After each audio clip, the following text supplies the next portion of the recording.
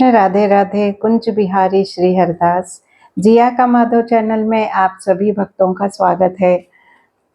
भक्तों देखिए, मुझे कल एक भक्त का फ़ोन आया था। वैसे तो हम बहुत कम फ़ोन उठाते हैं, हम ज़्यादातर फ़ोन नहीं उठा पाते, लेकिन कभी हम फ्री बैठे हैं, फुर्सत में कभी थोड़ा बहुत मैं बैठती हूँ और एकदम अचानक फ़ोन आ जाता है किसी का, तो हम उठा लेते हैं।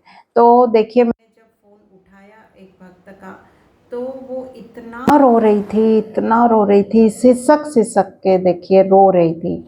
तो मैंने उनसे कहा कि अरे आप इतना क्यों रो रहे हो? पहले मुझे बताइए। आप रो-रो के मुझे इतना सब बोल रहे हो। वो रो-रो के मुझे बता रही थी, तो मुझे कुछ भी नहीं समझ में आ रहा था। मैंने उनसे कहा आप इतना क्यों रो रहे हो, पहले मुझे बताइए। पहले आप रोना बंद कीजिए, फिर ही मुझसे बात कीजिए। फिर उसने थोड़ा अपना रोना कम कर दिया और मुझसे कहा कि मुझे बेटी है, एक बेटी है मुझे, लेकिन मुझे पुत्र चाहिए। तो आप हाज़िरी लगाइए कि मुझे पुत्र मिल जाए, मुझे पुत्र दे दो, मेरे गोद में पुत्र खेले, क्योंकि मेरी सास मुझे बहुत परेशान कर रही है। मेरी सास मुझे बार-बार ये करती है कि देख सबके घर में बेटा है, एक अपनी बहन को भाई सबने दे दिया है और तू कुछ भी नहीं कर रही है। ऐसे मतलब बहुत मेरी सास मुझे परेशान कर रही है, तो आप हाज़िरी लगाइए।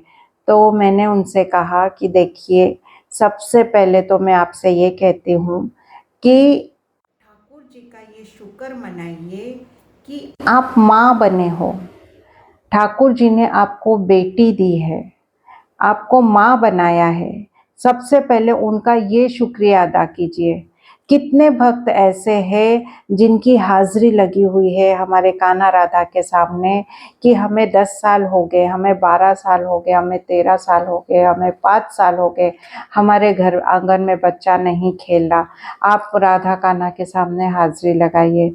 कितने भक्त ऐसे हैं जो माँ नहीं बन पाए अभी तक। आप तो शुक्र मनाओ कि आपको भगवान ने, ठाकुर जी ने माँ बनाया है। तो आप बेटे की इच्छा क्यों रख रहे हो? और अगर आप ठीक है, आप अगर बेटे की इच्छा रख रहे हो तो अच्छी बात है। एक बहन को भाई चाहिए, लेकिन आपकी सास आपको चिढ़ रही है, ताने मार रही है, इसके लिए आप रो रहे हो, बार-बार आप परेशान हो गए हो, ये तो बहुत गलत बात है। देखिए, हम अगर औरतें ये सब सहन करेगी, तो हमेशा हमारे ऊपर यही ज़ुल्म होता रहेगा। अभी जनरेशन कहाँ से कहाँ पहुँच गई है। आजकल आजकल तो बेटियों को ही सबसे आगे माना जा रहा है। तो आजकल की पीढ़ी में भी ऐसे लोग हैं क्या जो बेटियों को नहीं मानते, सिर्फ बेटों को ही मानते हैं? तो मैंने उससे वही कहा कि आप, अगर आपकी सास आपको कुछ बोल रही है, तो आप उसको क्यों नहीं जवाब देते? देखिए, ठीक है कि हम हमारे बड़ों को जवाब नहीं दे सकते, हम हमारी सास को जवाब नहीं दे पाते। जो गाँव वाले, जो गाँव का इलाका है, वहाँ पे बहुओं पे सास बहुत ज़ुल्म करती है और बहू कुछ भी नहीं बोल पाती। लेकिन ये कब तक चलेगा?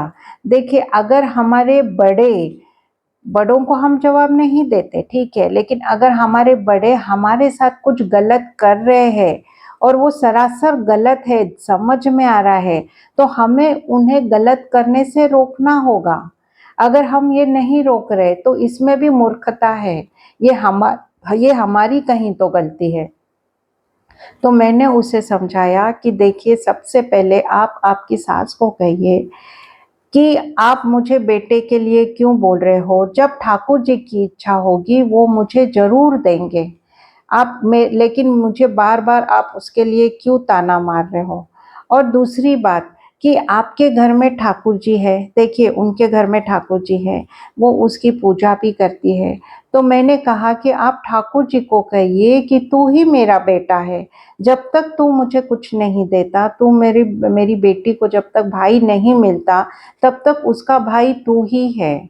मैंने उनसे कहा कि आप ऐसे करके हाज़िरी लगाइए कि हे लाला, हे मेरे ठाकुर जी, हे मेरे गोपाल, हे मेरे कान्हा, मेरी सास मुझे तो बहुत ताने मारती है कि तुझे बेटा नहीं हो रहा, बेटा नहीं हो रहा।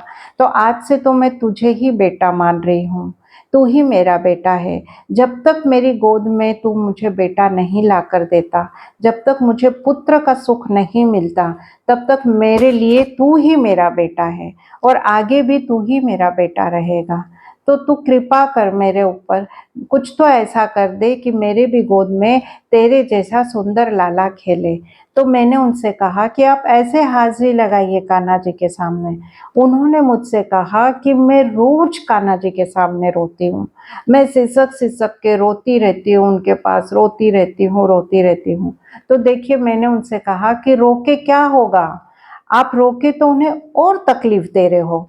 आपके जो घर के ठाकुर जी हैं, वो आपके घर के सदस्य हैं। वो आपको दिन-रात उनके सामने रोता हुआ देखेंगे, तो उन्हें कितनी तकलीफ़ होगी। आप ऐसे रोओगे, तो वो आपकी इच्छा कैसे पूरी करेंगे? वो खुद दुखी रहेंगे, तो वो आपको क्या सुख देंगे? हमको हम अगर हमें सुख चाहिए किसी से, तो हमें उनको भी खुशी देनी पड़ती है। अगर आपके कान्हा जी घर के खुश हैं, तो वो आपको भी खुश रखेंगे। अगर आपने उनको दुखी कर दिया, तो वो आपको कहाँ से खुश करेंगे? वो फिर आपको आप भी दुखी रहोगे। तो देखिए ये कितनी गलत बात है। तो मैंने उनको समझाया कि आप ऐसे मत कीजिए, आप पहले सबसे पहले तो अपने ठाकुर जी पे छोड़ दीजिए। उनसे कहिए कि बस आपने मुझे माँ बना दिया, इसके लिए मैं बहुत आपका धन्यवाद करती हूँ। लेकिन मुझे एक बेटे की भी इच्छा है, आप मेरी गोद में बेटा भी डाल दीजिए। फिर जब उनकी इच्छा होगी, वो ज़रूर आपको बेटा देंगे। लेकिन रो-रो के, सिसक-सिसक के तो फिर क्या फ़ायदा? इसका मतलब आप माँ बने हो, उसका भी अपमान कर रहे हो। आपको माँ बनाया है, ये कितनी बड़ी बात है। बेटी क्या आपके लिए बुरी है क्या? आप मुझे बताइए। तो ये बात मुझे बहुत बुरी लगी और मैंने उन्हें समझाया, तो वो मान गई है अभी। लेकिन वो बिटिया जिसने मुझसे कहा, वो उसने कहा कि आपने मुझे बहुत सही राह दिखाई दीदी। उसने कहा मैं आपको दीदी कहूँगी। आपने मुझे बहुत सही राह दिखाई। आप आपसे बात करके मुझे ऐसा लगा जैसे मैं अपनों से बात कर रही हूँ। मैंने अपने दिल की बात, ये जो मैं जितना रो रही हूँ, मैं किसी के सामने नहीं रोई। मैं सिर्फ़ आपके ही सामने रोई और मेरे दिल की बात मैंने आपसे ही कही। लेकिन आपने मुझे इतना अच्छा समझाया, तो आज के बाद मैं कभी नहीं रोऊँगी। और मैंने उनसे कहा कि आज के बाद आपकी सास को आप कह दीजिए कि पुत्र के लिए आप मुझसे कुछ नहीं कहोगे, मेरे पुत्र मेरे गोपाल जी हैं, मेरे कान्हा ही मेरे पुत्र है। जब तक मुझे दूसरा पुत्र नहीं होता, मेरे कान्हा मेरे पुत्र है। इसके लिए आप ये मुझसे कहिए मत कि तुझे पुत्र नहीं है, क्योंकि मेरे पुत्र मेरे कान्हा जी है। बस ये आप आपकी सास को बता दीजिए, तो उसके बाद वो आपको कुछ कहेगी ही नहीं।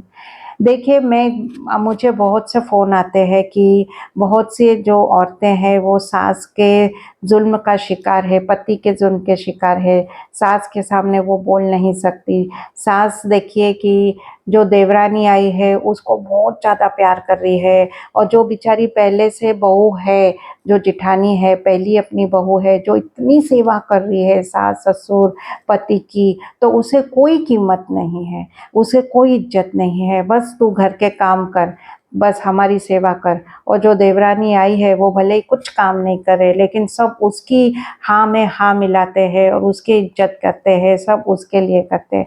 देखिए ये कितना गलत है। तो जब ऐसा होता है तो हमें अपने लिए स्टैंड उठाना पड़ेगा। मैंने उससे ये एक और किसी का भक्त का मुझे फ़ोन आया था, ये जो मैं बात बोल रही हूँ। तो देखिए जब ऐसा किसी के साथ होता है, तो आपको अपने लिए स्टैंड उठाना है। आपको आपके सास-ससुर से इस विषय में बात करनी होगी, आपको आवाज़ उठानी पड़ेगी। जब तक आप शांत रहोगे तो आप दब के ही रहोगे। आप अपने लिए कभी नहीं जी पाओगे। हम लेडीज़ हैं, हम स्त्री हैं, हम स्त्रियों में उतनी ताकत अभी होनी चाहिए कि हमें अपने लिए आवाज़ उठानी है, क्योंकि ये जनरेशन वैसा है। ये जनरेशन में स्त्रियाँ कहाँ की कहाँ पहुँच गई है, और आज घर के घर में भी आज अपने लिए आप आवाज़ नहीं उठा सकते। तो ये बहुत गलत है। अगर घर में किसी स्त्री के ऊपर, किसी महिला पे जुल्म हो रहा है तो वो शांत नहीं बैठे। आप ये मत सोचिए कि ये मेरी सास है, ये मेरे ससुर है तो वो मनुष्य ही ना, इंसान ही है, कोई भगवान नहीं है। गलती उनसे भी होती है। अगर वो आपसे गलत कर रहे हैं तो वो भले ही बड़े क्यों नहीं हो, लेकिन आपको उनको जवाब देना है, उनकी गलती का एहसास उन्हें आपको दिलाना है। तब आप संसार में सुखी रह सकोगे, अपने आप के लिए कुछ कर सकोगे। नहीं तो आप अपने लिए भी कभी कुछ कर नहीं पाओगे और ना ही अपने बच्चों को कुछ सिखा पाओगे। अगर आप ही स्ट्रांग नहीं बने तो आपके बच्चे कैसे स्ट्रांग बनेंगे, आप बताइए। तो ये हर घर की महिलाओं को मेरे लिए मैं ये देती हूँ, मैसेज कर देती हूँ कि आप सभी थोड़े शक्तिशाली बनिए, स्ट्रांग बनिए, अपने लिए आवाज़ उठाइए, तभी जाके आपके घर कुछ तो सुधारना होगी, कुछ तो पता चलेगा किसी को।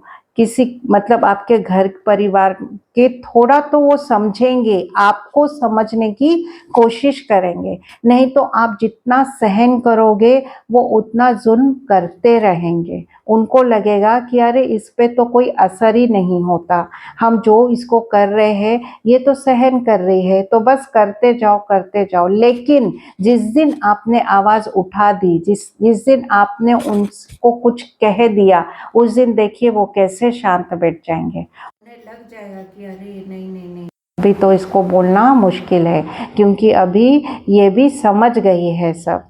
तो उन्हें ये बात समझानी है कि हमें भी खराब लगता है, हमें भी फील होता है, हमें भी बुरा लगता है, हम भी इंसान है।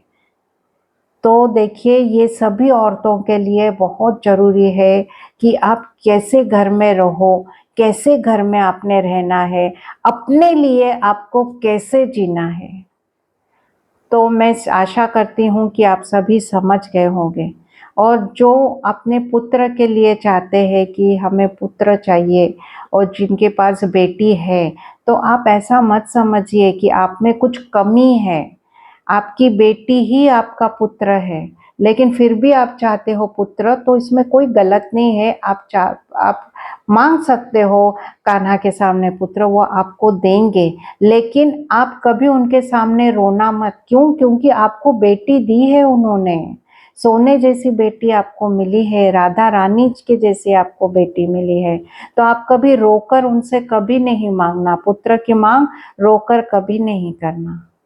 तो आप सभी भक्त समझ गए होंगे कि मैं क्या कहना चाहती हूँ। तो आशा करती हूँ कि आज मेरी ये वीडियो देखने के बाद आप कुछ ना कुछ अपनी ज़िंदगी में कोई ना कोई बदलाव लाओगे और अपने जीवन में खुश रहने की, अपने आप के लिए जीने की ज़रूर कोशिश करोगे। हरे कृष्ण, राधे राधे।